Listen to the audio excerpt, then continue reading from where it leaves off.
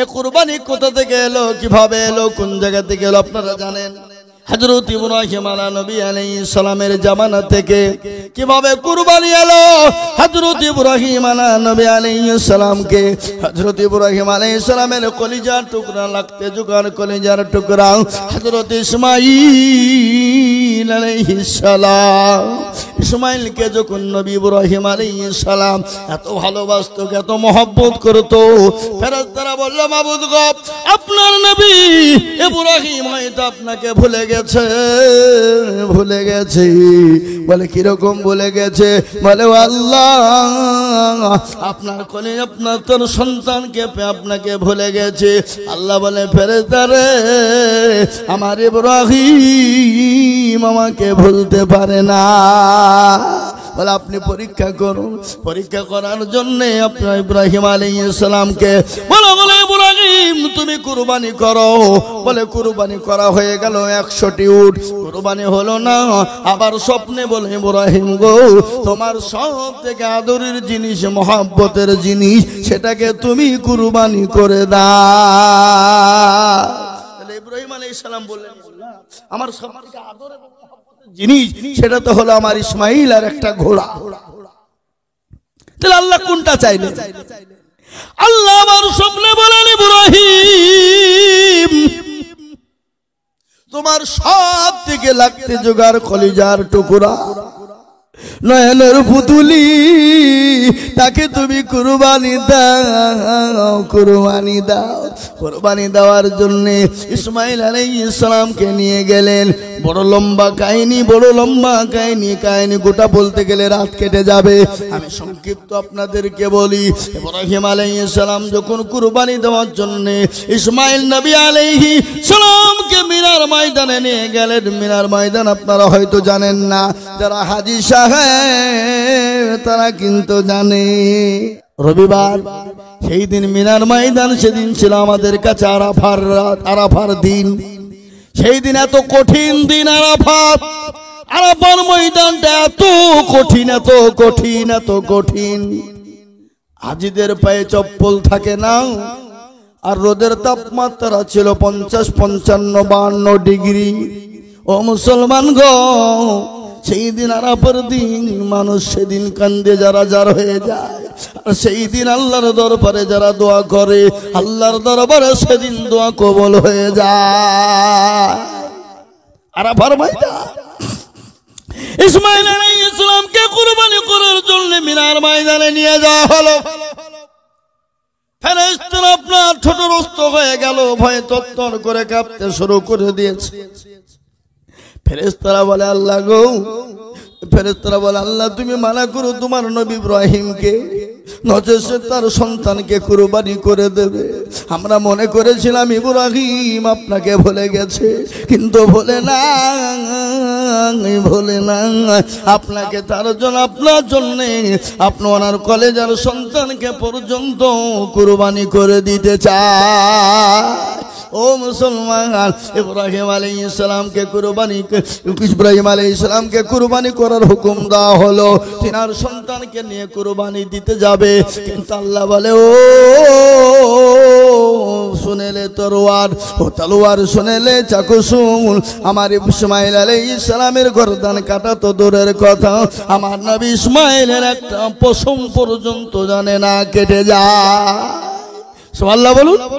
ও মুসলমান, প্রত্যেকটা নবী দুনিয়ার জমিনে এসেছে, আর প্রত্যেকটা নবীদেরকে পরীক্ষা দিতে হয়েছে। হয়েছে না হয় নাই? পরীক্ষা দিয়েছে না যায় না? জোরে বলুন।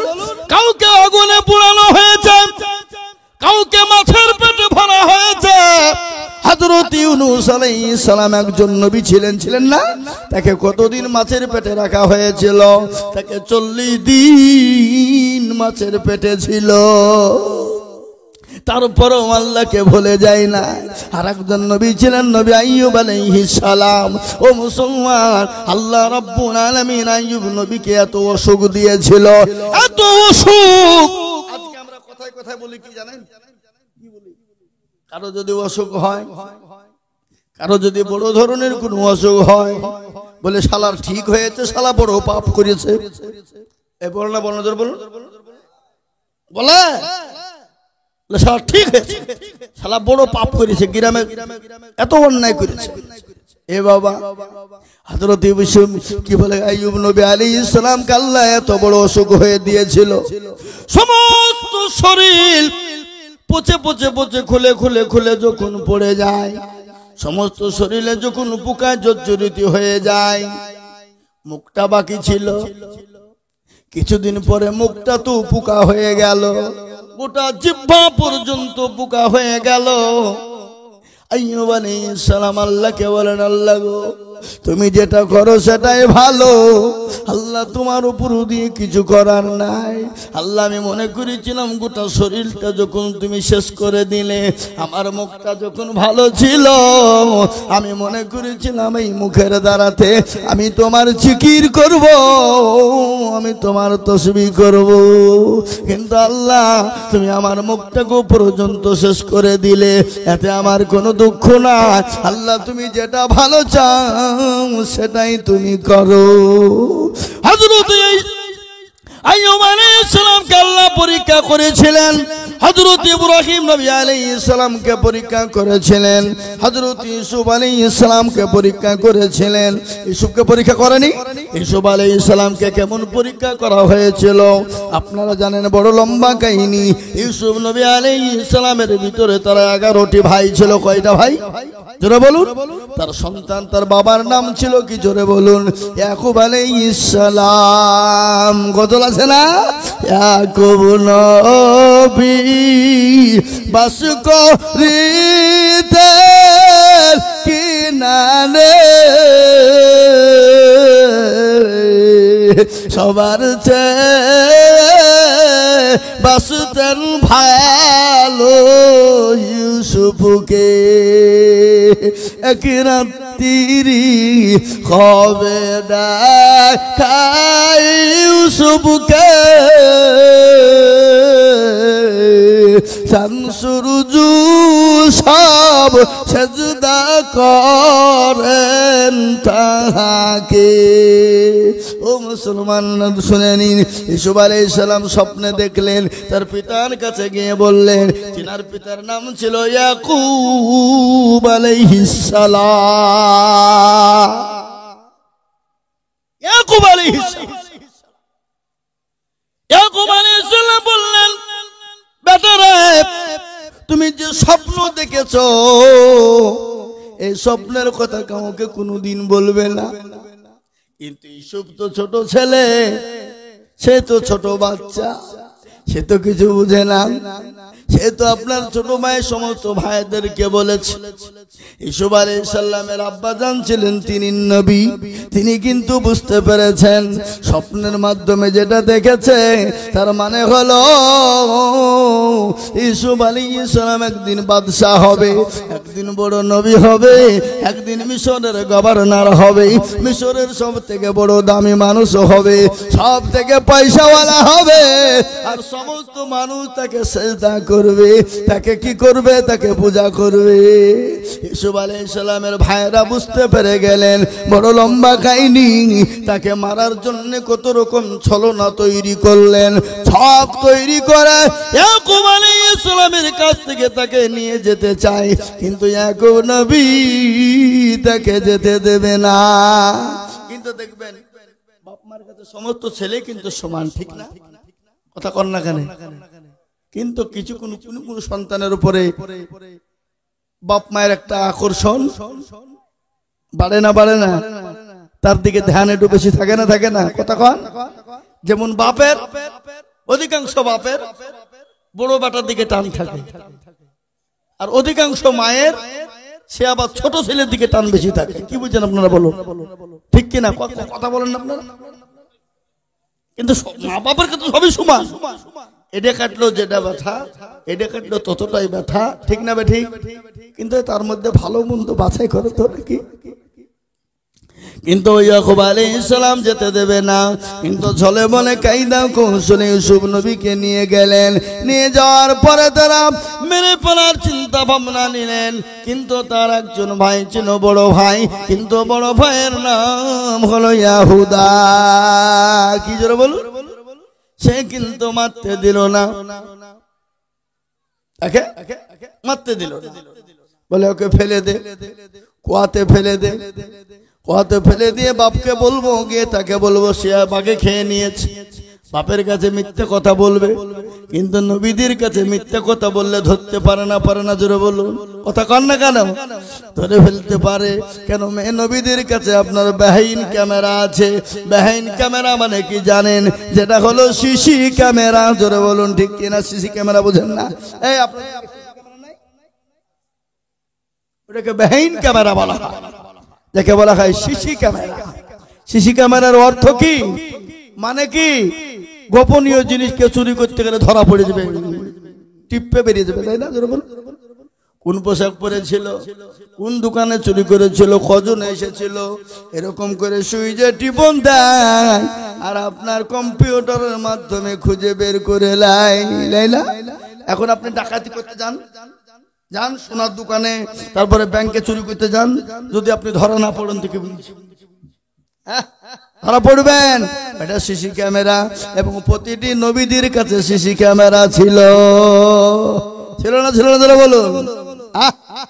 তার একটা ছোট্ট নমুনা আল্লাহ নবী, দয়ার নবী, বিশ্ব নবী একদিন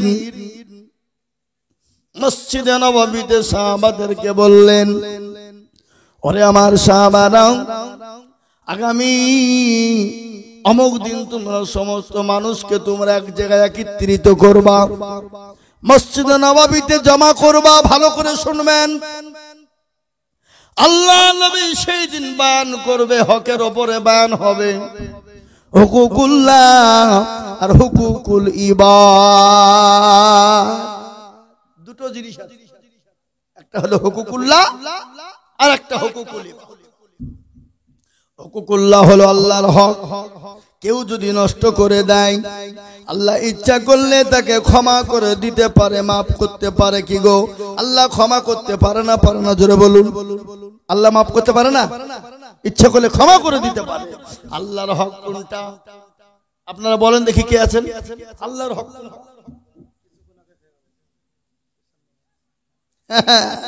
হুকুকুল্লাহ। কেউ যদি কোনো কারণবশত নামাজ পড়তে পারে নাই, কারণবশত নামাজ পড়তে পারে নাই, কারণবশত রোজা করতে পারে নাই, ভালো করে কথাটা শুনবেন, অর্থ উল্টে পাল্টা করেন না। এখন শুনছেন আমাদের কাছে ভাষা এক, আর আরেক জায়গাতে যে উল্টে গায়ে দিচ্ছে, দিয়ে গন্ডগোল বাঁধিয়ে দিচ্ছে। কি বুঝছেন আপনারা বলুন?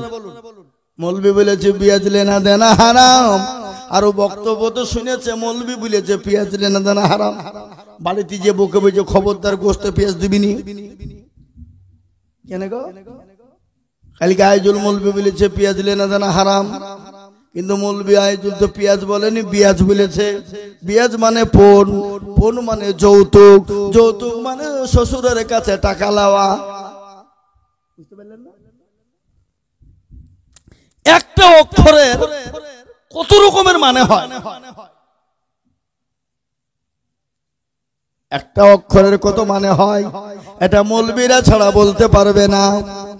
আপনি মৌলবী, যদি আপনি বাংলা পড়ুন, যদি আপনি বাংলা হাদিস পড়ুন, বাংলা বুখারী পড়ুন, বাংলা কোরআন পড়ুন, আপনার বাবারও ক্ষমতা নাই একটা অর্থের ওপরে, একটা অক্ষরের ওপর কত মানে হয়, কত রকমের মানে হয় আপনি বলতে পারবেন?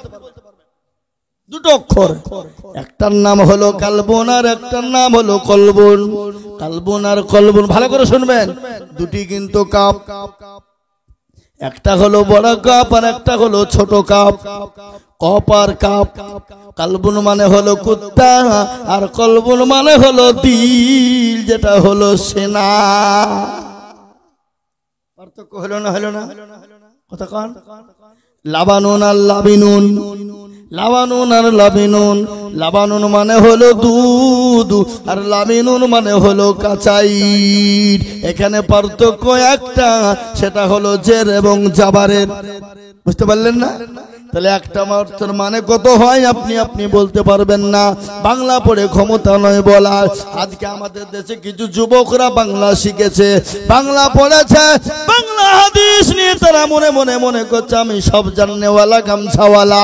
মৌলবি তুমি কিছু জানো না, মৌলবি তুমি জানো না, আর আমি যেটা বলছি সেটাই ঠিক। বলছে না বলছে না জোরে বলুন। আপনাদের দেশে নাই নাকি? অনেক জনা বলে মৌলবি তুমি জানো না। মৌলবি 15 বছর পড়ে পড়ে পড়ে পাছায় তার ঝটা পড়ে গেল, আর তুমি দুদিন আলমারি থেকে বাংলা বই বের করে তুমি শিক্ষিত হয়ে যা। এই কথা বলেন। আজকে যদি আপনার আলমারি থেকে বই বের করে যদি আপনি ডাক্তার হওয়া যেত, লাইব্রেরি থেকে বই পড়ে যদি ডাক্তার হওয়া যেত, তাহলে মেডিকেল সায়েন্সের প্রয়োজন ছিল না, মেডিকেল কলেজের প্রয়োজন ছিল না, মেডিকেলের প্রয়োজন ছিল না। আজকে যদি আপনি মনে করেন আমি বাংলা শিখে এমনি বাংলা থেকে কোরআন পড়ে হাদিস পড়ে মৌলবি হয়ে গেলাম, ফতোয়া হয়ে গেল, তাহলে মাদ্রাসার কোনো প্রয়োজন ছিল না। কি বলছেন আপনারা বলুন? হ্যাঁ, তুমি শিখেছো আলহামদুলিল্লাহ, ভালো ভালো জিনিস শিখেছো। এ ভাই কি হলো? বাড়ি ঘুম আসছে? ঘুমটা আসবে কিন্তু পঞ্চরা শুনলে ঘুম আসতো না।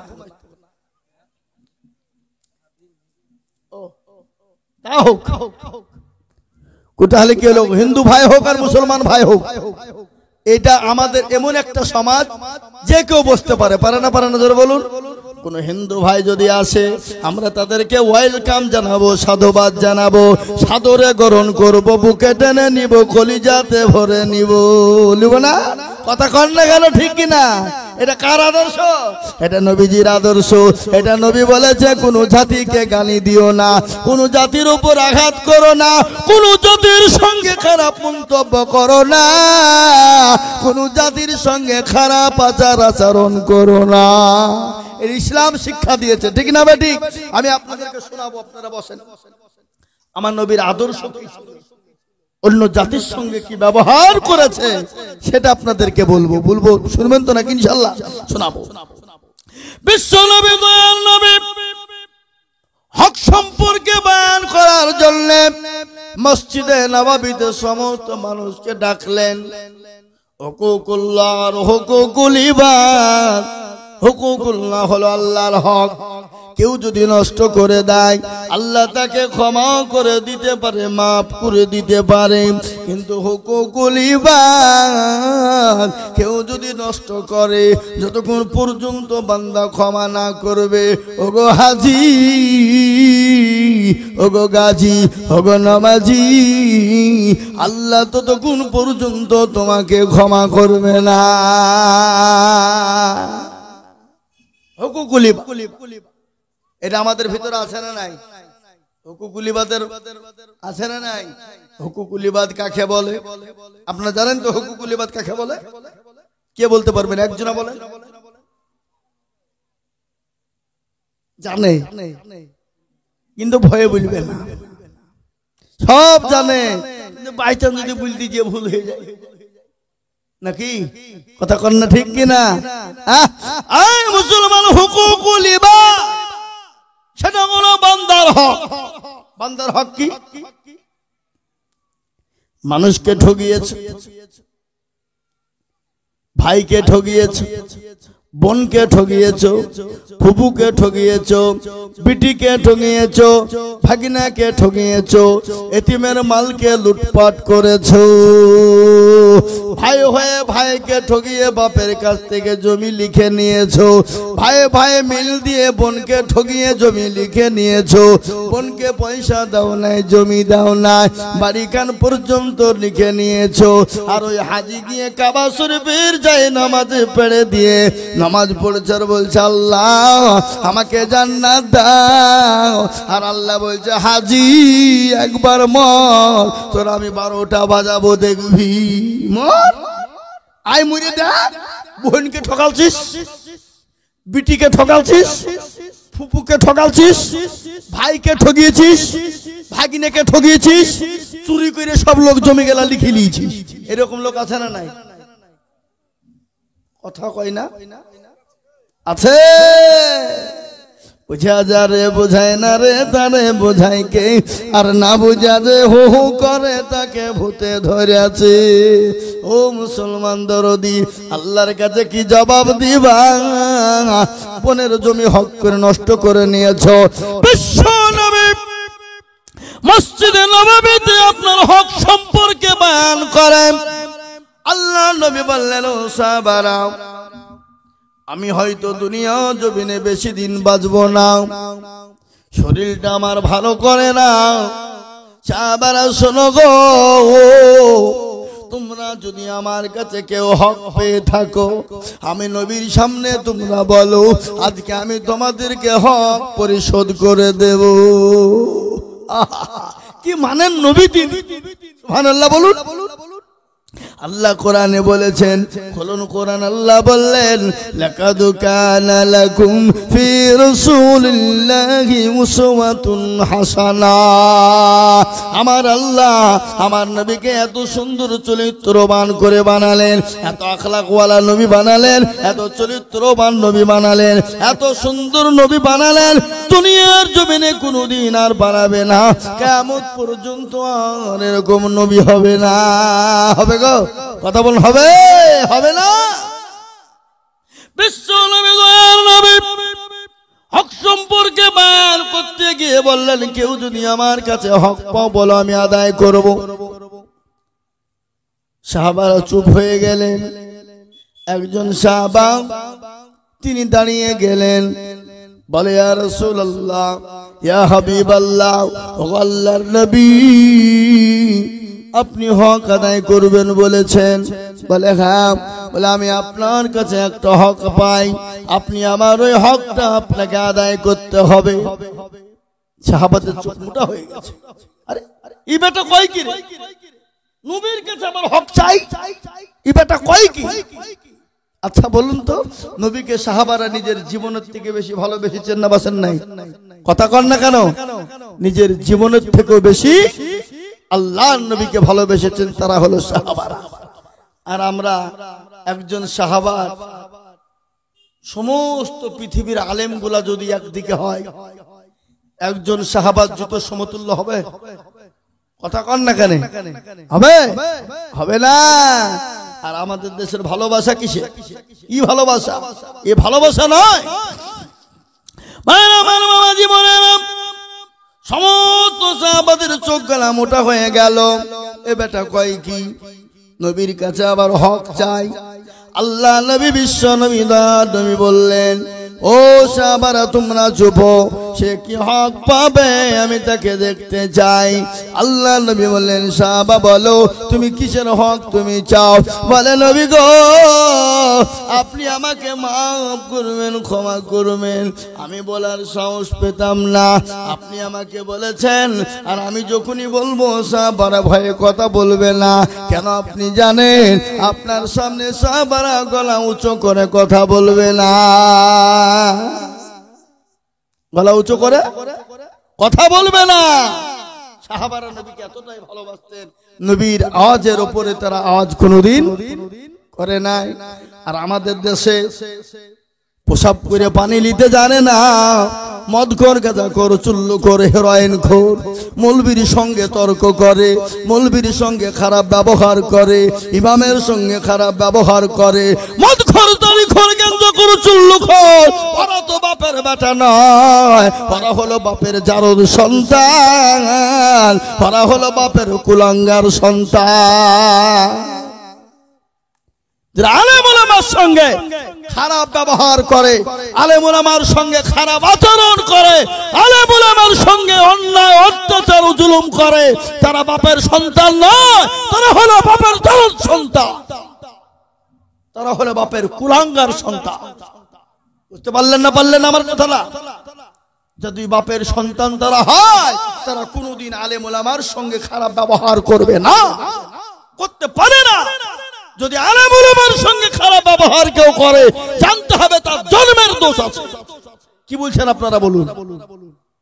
কথা বুঝতে পারলেন না আমি কি বললাম? কোরআন বলেছে ইন্নামা ইয়াখশাল্লাহা মিন ইবাদিহিল উলামা। পৃথিবীতে যদি আল্লাহকে কেউ ভয় করে তারা হলো আলেমেরা, তারা হলো উলামা। সে আলেমকে তুমি গালি দাও, সে আলেমকে তুমি অন্যায় বেন্যায় করো, সে আলেমের সঙ্গে খারাপ ব্যবহার করো, সে আলেমের সঙ্গে যদি আলেম না থাকতো তোমার বাপের বিয়ে হতো না, তোমার বাপের সঙ্গে তোমার মায়ের বিবাহ হতো না। আর তুমি যদি বলো করে আলেম লাগেনি, আমার মা বাপের বা এমনি বিয়ে হয়ে গেছে, তাহলে জানতে হবে তোমার মা বাপ এমনি বিয়ে করেছে, তার উরুস জাতক তুমি সন্তান হয়েছো, সেই সন্তান তুমি জারদ সন্তান হয়েছো। বুঝতে পারলেন না? পৃথিবীতে আল্লাহকে ভয় করে কারা? তারা হলো আলেমেরা, তারা হলো উলামারা। এটা কোরআনের কথা, আমার কথা নয়। ইন্নামা ইয়াখশাল্লাহা মিন ইবাদিহিল উলামা। পৃথিবীতে আল্লাহকে কেউ ভয় করে তারা হলো উলামা, তারা হলো আলেমেরা। এটা কোরআন। নবীজি বললেন আল উলামা ওয়ারাসাতুল আম্বিয়া। নবী বললেন উলামারা হলো নাইবে রাসূল। আমি নবী চলে গেলাম, নাইবে রাসূল হিসাবে উলামাদেরকে রেখে গেলাম, আলেমেদেরকে রেখে গেলাম। খবরদার আলেম উলামাকে গালি দিও না, তাদের সঙ্গে খারাপ আচার আচরণ করো না, তাদের সঙ্গে খারাপ মন্তব্য করো না, তাদের সঙ্গে খারাপ ব্যবহার করো না। এটা আল্লাহর কোরআন বলেছে। আজকে আমাদের দেশে মসজিদের ইমামের সঙ্গে গালিগুলাজ, ইমামের সঙ্গে খারাপ আচরণ, ইমামের সঙ্গে খারাপ ব্যবহার আছে না নাই? জোরে বলুন। মসজিদের ইমামের সঙ্গে খারাপ ব্যবহার করবেন, আপনার ওই ইমামের পিছনে আপনার নামাজ হবে না। ইমাম আপনার বাপের ঘরের নয়, সে হলো আল্লাহর ঘরের ইমাম। কার ঘরের ইমাম? জোরে বলুন। আল্লাহর ঘরের ইমাম। আর আল্লাহর ঘরের ইমামের সঙ্গে আপনি খারাপ ব্যবহার করবেন আর তার পিছনে আপনি নামাজ পড়বেন, নামাজ হবে? কোনোদিন হতে পারে না। এ মুসলমান দরদি, আল্লাহ নবী বিশ্ব নবী হক সম্পর্কে বয়ান করলেন। ইতিমধ্যে সাহাবা বললেন নবী গো, আমি আপনার কাছে একটা হক আদায় করতে চাই। আল্লাহ নবী সাহাবাদের চোখগুলা মোটা হয়ে গেল। বিশ্ব নবীর সাহাবারা বলে বেটা কয় কি? নবীর কাছে হক চাই। বিশ্ব নবী বললেন ও সাহাবারা বসো, বসে যাও। সমস্ত সাহাবারা যখন বসে গেলেন, আল্লাহ নবী দয়া নবী বিশ্ব নবী রহমাতুল লিল আলামিন যখন বসতে বললেন, সমস্ত সাহাবারা যখন বসে গেলেন, ইতিমধ্যে আল্লাহ নবী বললেন ও সাহাবা বলো তুমি আমার কাছে কি হক আদায় করতে চাও, কি হক তুমি পাও? বলে নবী গো, একদিন মরুভূমির প্রান্তে আপনি আমি দুজনেই হেঁটে যাচ্ছিলাম। যেতে যেতে যেতে আপনি ছিলেন উটের ওপরে আর আমি ছিলাম উটের নিচে, আর আপনার হাতে একটা লাঠি ছিল গো নবী, আর ওই লাঠিখান আপনার হাত থেকে পড়ে গিয়ে আমার পিঠের উপর আঘাত লেগে যায়, তার জন্য আমি কষ্ট পেয়েছিলাম। ও গো নবীজি, আমি ওই লাঠির আঘাতটা আপনাকে করে আমি আমার হকটা আদায় করতে চাই।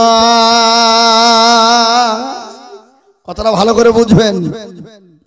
সাহাবাদের চোখ মোটা হয়ে গেল, সর্বনাশ, এই বেটা কয় কি রে? আমার নবীকে তারা গায়ের উপর আঘাত করে হক আদায় করবে, ওর হক বের করছে দাঁড়া। আল্লাহ নবী বললেন ও সাহাবারা চুপ, থামো, তাকে হকটা আদায় করতে দাও। আল্লাহ নবীকে সাহাবা বললেন ইয়া রাসূলুল্লাহ, আপনি যে লাঠিটা দিয়ে আঘাত করেছিলেন সে আগের লাঠিটা আপনার বাড়িতে জমা আছে, আপনি দয়া করে ওই লাঠিটা আনুন, ওই লাঠিটা আপনি আনায়ন করুন, আনার পরে ওই লাঠিটা আপনি আমার হাতে দেবেন, আর ওই লাঠি দিয়ে আপনাকে আঘাত করব, করার পরে আমি আমার হক আদায় করব। সাহাবারা সহ্য করতে পারে না, মসজিদে নববীর ভিতরে কান্না রোল বয়ে গেল, সমস্ত সাহাবাদের চোখ গলা মোটা হয়ে গেল। আল্লাহ নবী বললেন সাহাবারা বস। ইজলিস বসে যাও, থেমে যাও। সমস্ত সাহাবারা বসে গেলেন। আল্লাহ নবী বলেন, আলী রে আমার জামাই, বাড়ি যাও আর আমার বেটি ফাতেমার বাড়ি থেকে দেখো লাঠিখানা টাঙ্গানো আছে, ওই লাঠিখানা আনো, আমার সাহাবার হাতে দাও। আনার পরে লাঠিখানা দিয়ে আমাকে আঘাত করবে, আমার কাছে হক আদায় করে নিবে, আর আমি নবী দুনিয়া থেকে চলে যাব, আমি কারো হক নষ্ট করব না। হযরত আলী কিন্তু যেতে চাই না। নবী বলেন, আলী গো আমি তোমাকে অর্ডার করি, তুমি কেন যাবা না? হযরত আলী তিনি গেলেন, এক পা আগায় তো দু পা পিছনে দেয়, কিন্তু যেতে মন চায় না। হযরত আলী রাদিয়াল্লাহু তাআলা আনহু ফাতেমার বাড়িতে গেলেন। ফাতেমাকে গিয়ে বলেন, ফাতেমা ওই লাঠিখানা ঘরে রাখা আছে, ওই লাঠিখানা আমাকে দাও। তিনি লাঠিখানা দিলেন, দিবেন না। বলে, স্বামী গো লাঠিখানা কি হবে আপনি বলুন। বলে, গো আমার বিবি, এ কথা আমি তোমাকে বলতে পারবো না। বলে, স্বামী আপনি যদি না বলেন আমি লাঠি দেব না, আমি দিতে পারবো না। বলে, না বলতে পারবো না। বলে, তাহলে লাঠিও দেব না। এই কথা যখন বলা, সঙ্গে সঙ্গে আলী বললেন, ও বিবি শুনো, বড় মারাত্মক ঘটনা। গোটা মসজিদে নববী আজকে ছোটরস্ত হয়ে গেছে, সমস্ত সাহাবাদের চোখ গলা মোটা হয়ে গেছে, সমস্ত নবী সাহাবার আপনার তারা কান্নায় ভেঙে পড়েছে। বলে, স্বামী গো বলুন এমন কি এমন ঘটনা ঘটেছে? বলে, ও আমার বিবি, একজন সাহাবা আল্লাহ নবীর কাছে হক আদায় করার জন্য আল্লাহ নবীর পিঠের উপর লাঠি দিয়ে আঘাত করবে, আঘাত করে সে নাকি হক আদায় করবে। হযরত ফাতেমা বললেন, ও আমার কলিজার টুকরা হাসান হুসাইন, তোরা বেঁচে থাকতে তোর নানার গায়ে হাত দিবে, এত বড় সাহস কারো হয় নাই, তোরা চলে যা। হযরত হাসান হুসাইন হযরত আলীর সঙ্গে গেলেন। লাঠিখানা আল্লাহ নবীর কাছে গিয়ে পৌঁছে গেল। আল্লাহ নবী সাল্লাল্লাহু আলাইহি ওয়াসাল্লাম লাঠিখানা নিয়ে ওই সাহাবার হাত দিয়ে বললেন, ও সাহাবা এই লাঠি নাও, আমি যেরকম করে তোমার গায়ে আঘাত দিয়েছিলাম ওরকম করে আঘাত দিয়ে তুমি আমার কাছে প্রতিশোধ তুলে নাও।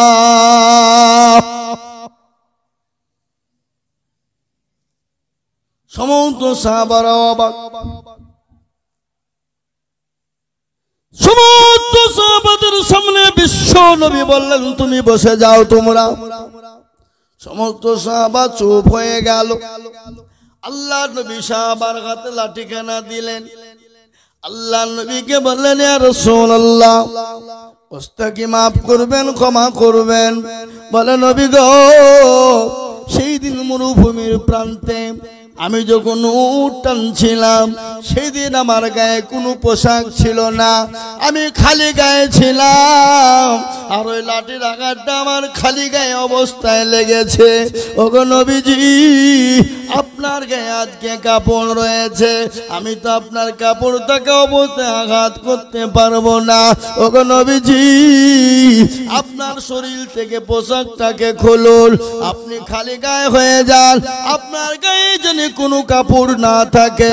ওগো দয়ার নবীজি আপনার গায়ে কোনো কাপড় থাকবে না, খালি গায়ে থাকবেন, আর ওই লাঠির আঘাতটা আপনার খালি গায়ে অবস্থায় মারবো। সাহাবাদের চোখ মোটা হয়ে গেল। বলে, তোর এত বড় সাহস, আমার নবীকে বলিস কিনা জামা খুলতে, গায়ের কাপড় সরে ফেলতে, তোর কল্লা উড়িয়ে দেব, গর্দানটাকে উড়িয়ে দেব। আল্লাহ নবী বলেন, ও সাহাবারা বসে যাও। সমস্ত সাহাবারা বসে গেলেন।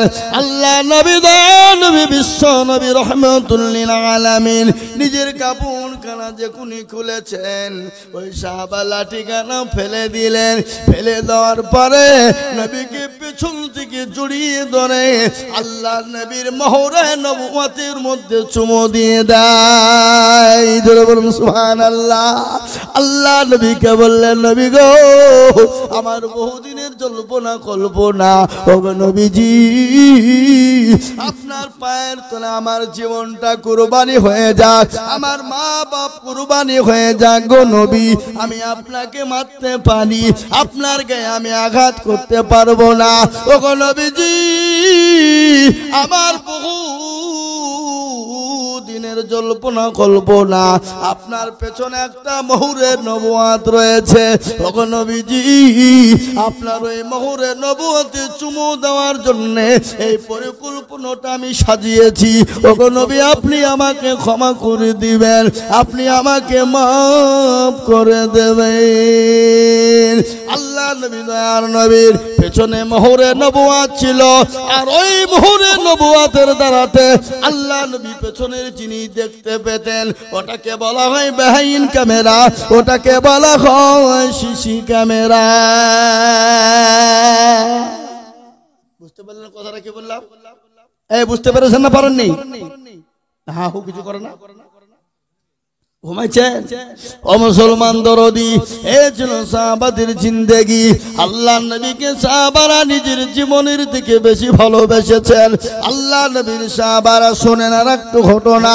আল্লাহ রাব্বুল আলামিনের নবীর উপর যখন মক্কার জমিনে অত্যাচার শুরু হয়ে গেল, মক্কা জমিনে নবীর উপরে যখন নিপীড়ন শুরু হয়ে গেল, আল্লাহ নবীকে মক্কায় থাকতে দেবে না।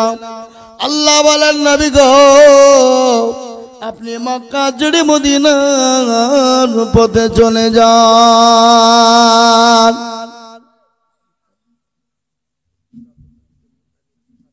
এই যুবকেরা, এই ছেলে ভাই, এই মজলিসটা করতে গেলে তো একটা খরচা আছে না? নাই কথা কর না, কেন খরচা নাই?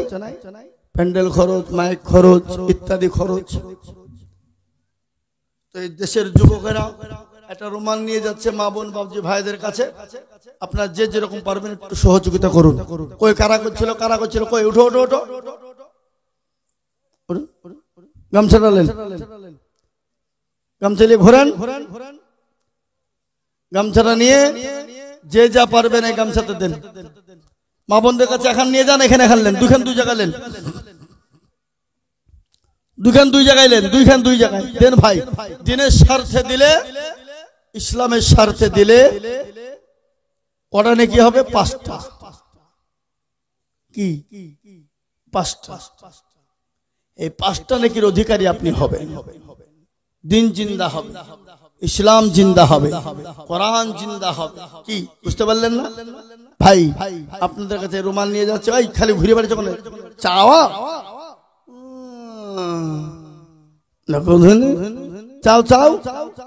আহা মুসলমান দরদি আমার ভাইয়েরা, আল্লাহওয়ালা, দিনওয়ালা, ইমানওয়ালা, কলমাওয়ালা, নবীর প্রেমিকেরা, তাই যেটা বলছিলাম, আল্লাহ নবীর উপর যখন নিপীড়ন, অত্যাচার, জুলুম চলতে শুরু হয়ে গেল, কি কারণে? একটাই তার দোষ, মানুষের কাছে কলমার দাওয়াত দেওয়ার জন্য, মানুষের কাছে কলমা পৌঁছে দেওয়ার জন্য, কি ইসলামের দাওয়াত দেওয়ার জন্য। বুঝতে পারলেন না? হে মুসলমান, কাফের বেঈমানরা অত্যাচার শুরু করে দিল। আল্লাহ জানিয়ে দিয়ে বলেন, নবী গো আপনাকে মক্কার জমিনে থাকা লাগবে না। ওগো নবীজি, এই মা বোনেরা দাও দাও, যে যা পারবা দাও, তোমাদের ভাগ্য এখন ভালো, 1000 টাকা করে মাসে পাচ্ছো, লক্ষ্মীর ভান্ডার। এখানে পাই না নাকি লক্ষ্মীর ভান্ডার? মা বোনেরা লক্ষ্মীর ভান্ডার পাচ্ছে 500, এখন পাচ্ছে 1000। আবার খালা বলেছে যাদের স্বামী মারা যাবে তারা পাবে 2000। কদিন পরে স্বামীর গলা টিপে মেরে ফেলবে, যে মোর তুই মইলে 2000 পাবো, বলবে নাকি? না না, কোনোদিন চাইবে না। বিবি যদি বিবি হয়, দুনিয়াটাই তার কাছে জান্নাতের বাগিচা হয়ে যায়। কি বুঝতে পারলেন না? স্বামী স্ত্রীর মহব্বত আল্লাহর বড় নিয়ামত।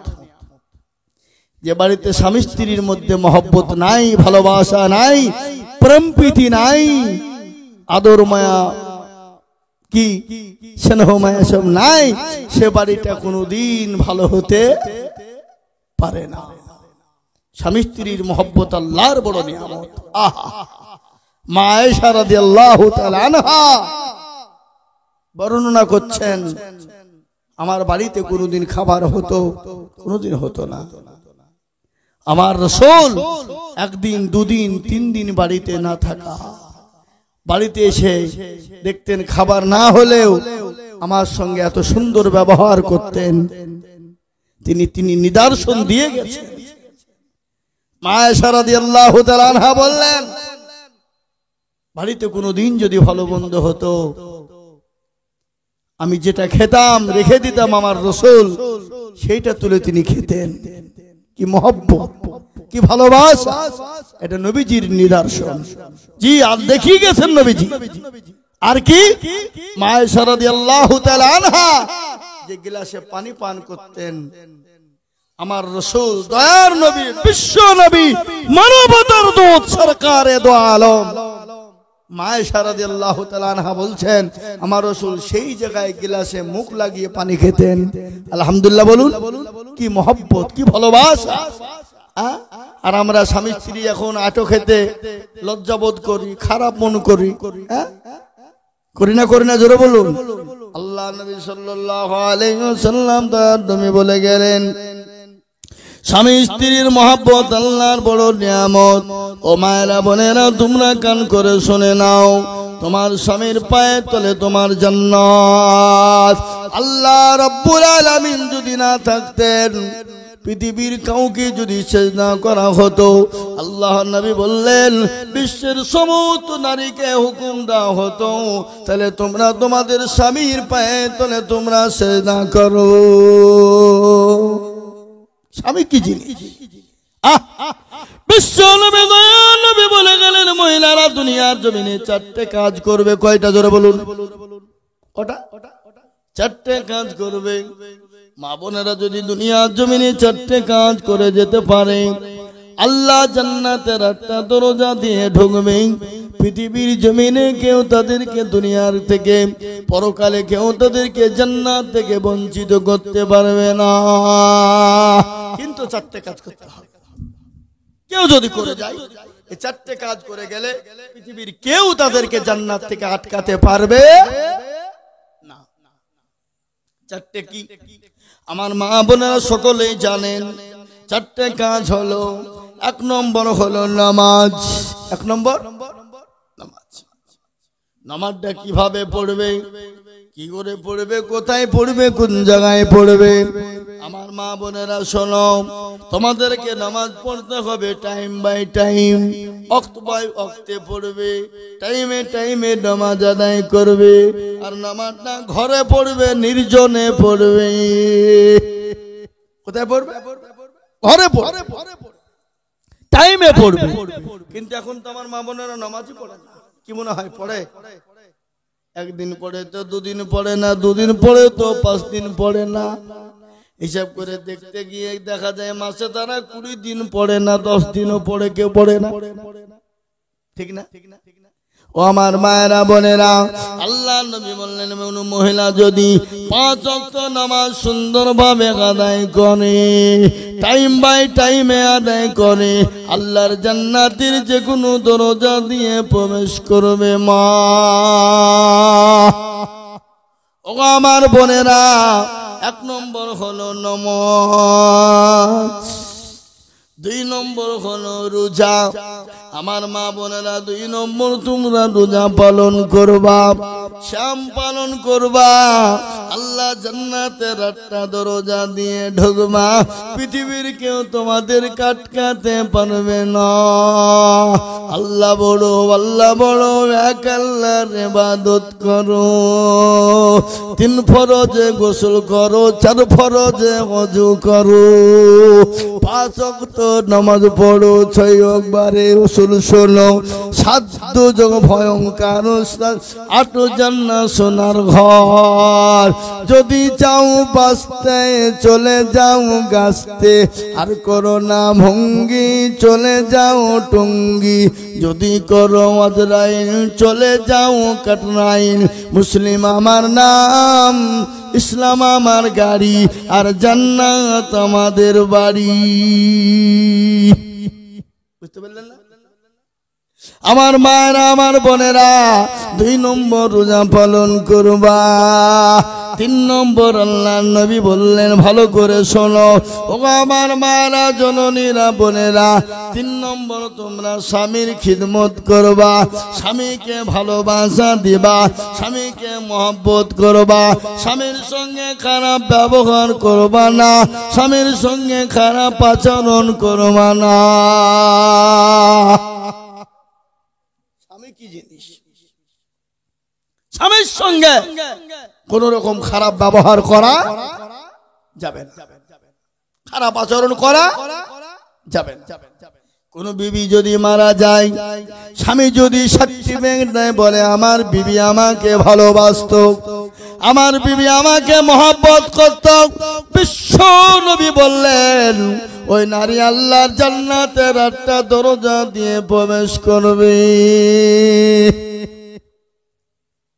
কোন স্বামী যদি বলে আমার বিবি আমার কাছে খারাপ, আমার বিবি আমার কাছে ভালো নয়, আমার বিবি আমার ওপর জুলুম করেছে, অত্যাচার করেছে, আমার বিবি আমার সঙ্গে ঝগড়া করেছে, আর ওই বিবি যদি নামাজি হয়, জান্নাত বিবি যদি 5 ওয়াক্ত নামাজি হয়, ওই বিবি যদি তাহাজ্জুদ গুজারনেওয়ালা হয়, ওই নারী আল্লাহর জাহান্নামে যাবে, ও নারী কোনদিন আল্লাহর জান্নাতে যেতে পারবে না।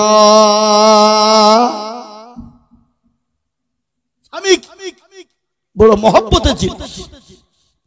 পুরুষরা মনে মনে করছে মেয়েদেরকে ভালো করে বলুক, যেন যাই বাড়িতে আমাদের খিদমত শুরু হয়ে যায় নাকি?